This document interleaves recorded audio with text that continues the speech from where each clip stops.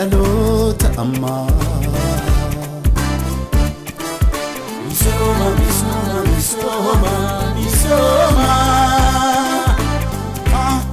يا جرا جيمسينيتو وامجي أروميا تركمني لمما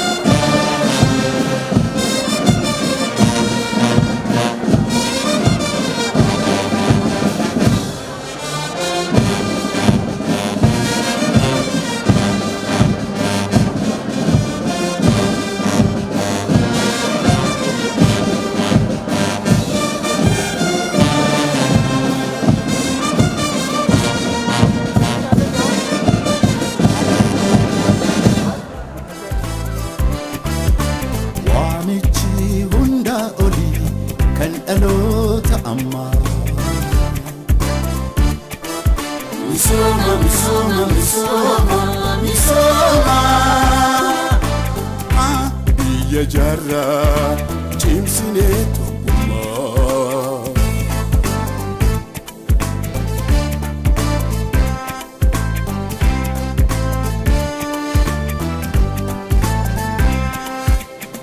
يا بدي سوداب صوتين يالكابامي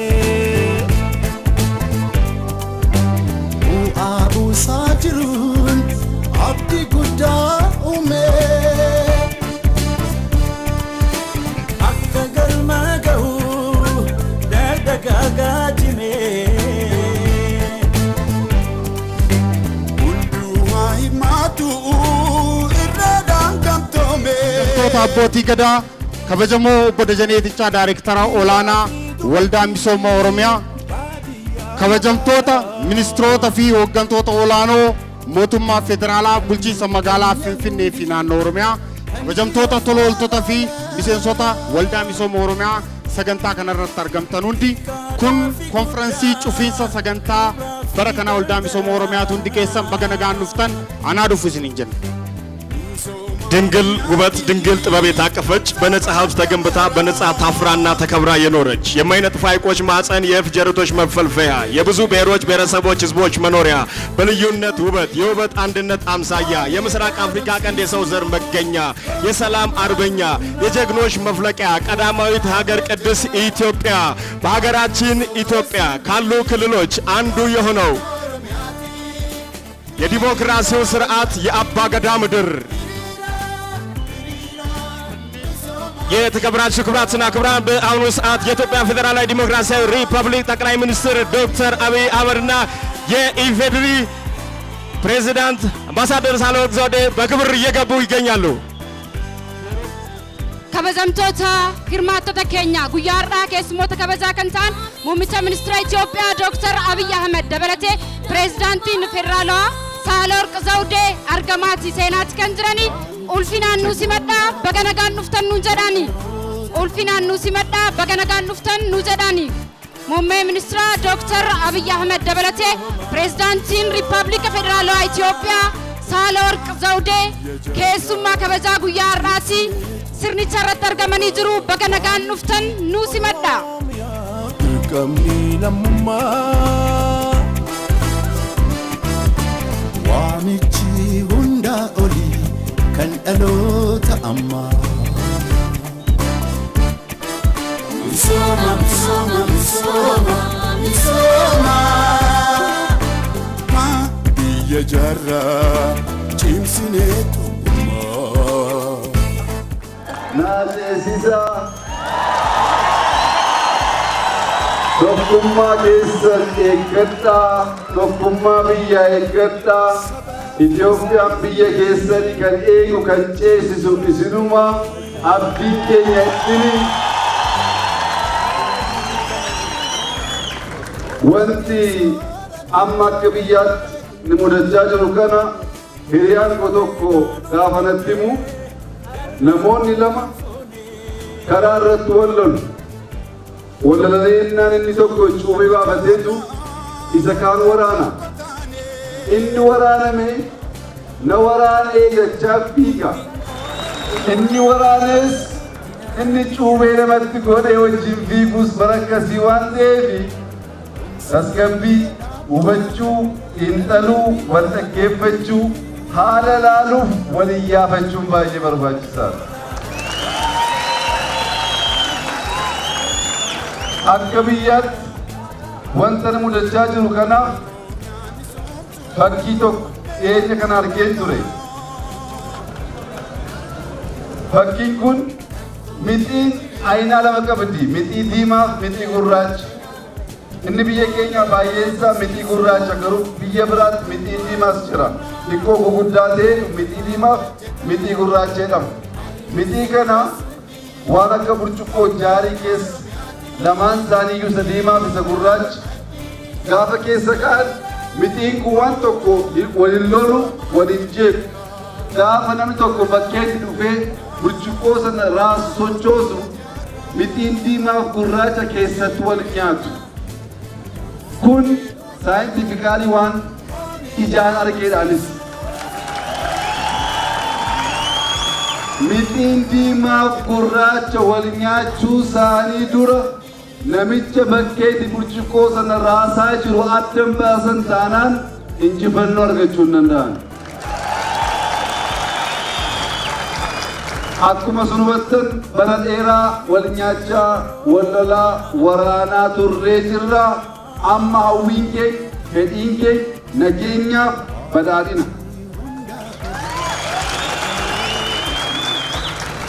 Garbummaa hin beekna, dhiibamuu hin beekna, qabsaa'uu hin beekna, hundaa ol mo'achuus ni beekna. Amma kan nurraa eegamu qabsoo miti, mo'achuu miti, isa gootaniitu. Amma kan nurraa eegamu injifannoo keenya sirnaan qabachuuf tursiisuu bulchuu. Kana gochuuf dandeettii keessan eenyummaa keessan nan beekaa wajjin ce'ee ni ceesisnaa. Itoophiyaan biyya keenya fakkii Afrikaa nu taanaa kana dhaabuu kan danda'u wantu hin jiru.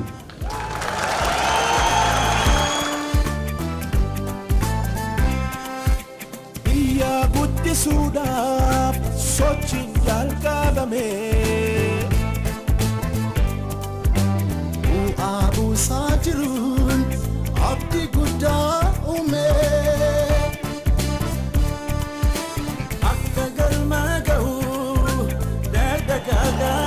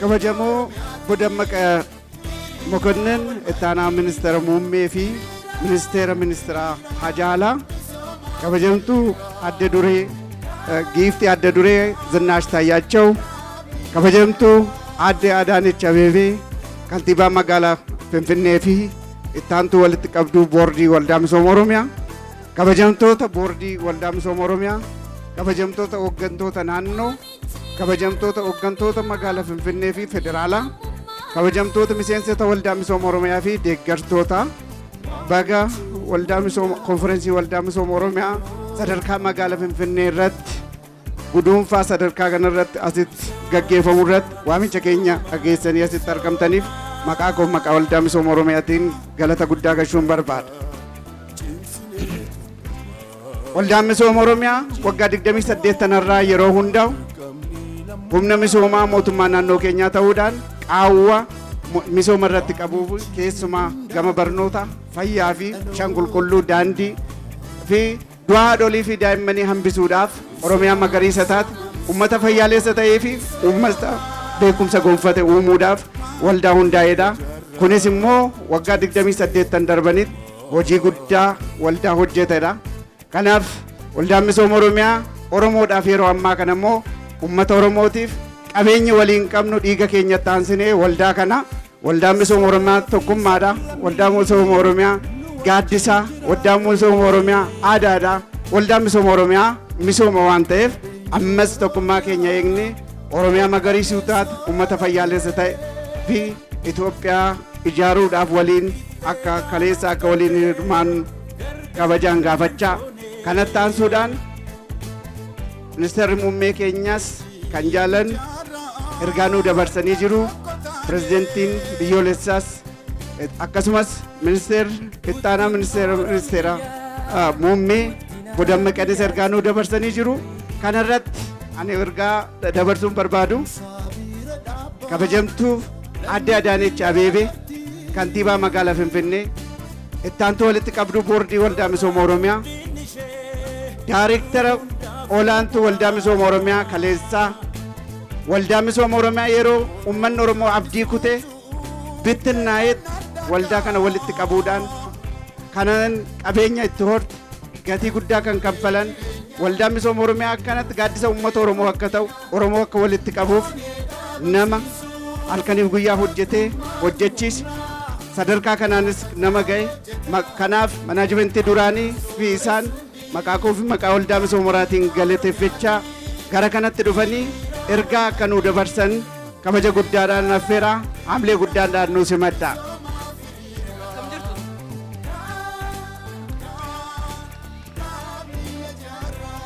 Kan karoorfamee ol bareede.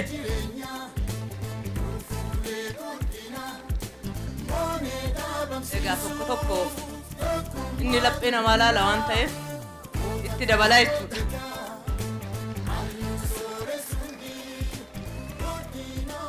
kabajamo obbo Dammaqa Mokonnin ittaanaa muummee ministeeraa kabajamtuu Giiftuu Duree Adde Zinaash Taayyaachoo kabajamtuu Adde Loomii Badhoo Afaayii mana maree caffee Oromiyaa kabajamtoota ministeerota kabajamtoota hooggantoota olaanoo Finfinneerraa Oromiyaarraa iddoo adda addaarraa affeeramtanii asitti argamtan hunda dura baga nagaan dhuftan baga ayyaana kanarratti akkaataa kanaan hirmaattanii ulfaadhaa galatooma jechuun barbaada. Ergaan hunduu darbeera. Ergaa irra deebi'uun hin barbaachisu. Waldaan misooma Oromiyaa tokkummaa misoomaaf jedhee asitti tokkummaa keenya akka agarsiisuu dandeenyu walitti nu qabuu danda'eera. Tokkummaan garuu kan nu barbaachisu akkuma muummeen ministeera keenya dursanii jedhan misoomaaf qofa osoo hin taane waan hundaafuu tokkummaan nu barbaachisa. Yeroo kam caalayyuu tokkummaa keenya yeroo kanatti hirritti yaa cimsannu. Waldaan misooma Oromiyaa tokkummaa misoomaaf hoggaa jedhu ilaalcha siyaasaatiin afaaniin eenyummaadhaan aadaadhaan bifa adda addaatiin garaagarummaa warra qaban hunda bakka tokkotti hammateeti waggaa 28 darban keessatti qarshii miliyoona 10 ol walitti qabee misooma hedduu kan hojjeteef ammas tokkummaan nu ceesisa tokkummaan nu utuba waan ta'eef tokkummaa keenya haa cimsannu jechuun barbaada. Konferensiin kun kan irratti argamu konferensii xumuraati. Konferensii xumuraarraan ga'uudhaan dura Finfinnee keessatti aanota hedduu irratti konferensiin gaggeeffamee kutaa magaalaatti gaggeeffamee har'a xumuraarratti kan ga'uu dandeenye qarshiidhaanis miseensa horachuudhaanis hojiin gurguddaa hojjetameeti.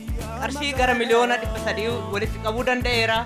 Miseensota haaraa 55,000 ol konferensii kanaan horachuu danda'eera waan ta'eef warra kana qopheessitan warra hojjettan akka koreettis bifa adda addaatiinis warra gumaachitan hunda ulfaadhaa galatoomaa isiniin jechuun barbaada. Waanan walitti qabe kan ammoo asii fuudheen bahu asuma Finfinneetti deebisee ittiin misoomsaa. Kanaafuu ammas misooma kanaaf waan galtee ta'uu danda'u hoonaa dhiyeessitan kana caalaa hojjechuun nadda jedhee gaaffii nu dhiyeesseef deebii kenninee lafa misoomaa olaanaa itti hojjechuu danda'u asitti diizaayiniin isaa deddeebi'ee isin dhiyaachaa tureef galtee akka ta'uu danda'u lafa qopheessinee jirra. Waldaa misooma Oromiyaa ta'antu afaayii keenya Adde Loomii wajjin ol dhufaniitoo akka fudhachuu qofa osoo hin taane warri asitti argamtan hundi gamoon kun gamoo tokko miti. Waa hedduu kan of keessatti qabate kan misoomni guddaatti hojjetamu kan faayaan keenyatti mul'atu kan eenyummaan keenya walitti qabu waan ta'eef gumaachi keenya asirratti qofa akka hin dhaabbanne hundi keessan gumaacha keessan akka itti fuftaniin jedha. Akkuma kaleessaa waldaa misooma Oromiyaa keessatti qofa osoo hin taane Finfinnee keessattis hojii hojjechaa tureera. Keessattuu manni barumsa addaa akka dhaabbatu kan godhe Oromiyaa keessatti qofa osoo hin taane Finfinneedhaas yaada isaa qooduudhaan muuxannoo isaa qooduudhaan waan qaburraa gumaachuudhaan manni barumsa addaa mananii fi manni barumsa galaan akka dhaabbatu gochuu keessatti waldaa misooma Oromiyaa gahee olaanaa qaba. Kanaafuu har'as waggaa lafa kana fudhatu akka yeroodhaan sadarkaa olaanaadhaan misoomsu amantaa guddaa waan irraa qabnuuf